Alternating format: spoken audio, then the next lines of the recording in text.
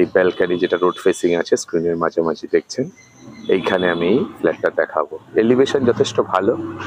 এদিকে একটা রুম আছে, ওইদিকে একটা রুম এবং কোনার দিকে একটা রুম, 3টে রুম আছে এবং সামনে এখান থেকেই কিন্তু আপনি অটো সার্ভিস পেয়ে যাবেন। চলুন ভিতর থেকে দেখাই। এখান থেকে ফ্রন্টের ভিউ আছে।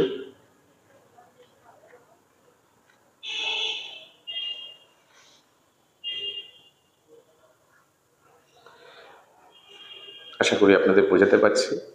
দরজাটা কিন্তু স্টিকারিং করা আছে, আলাদা করে দরজায় রং করবার কিছু নেই। এই রুম থেকে বেরোলে একটা এরকম ভিউ আসছে।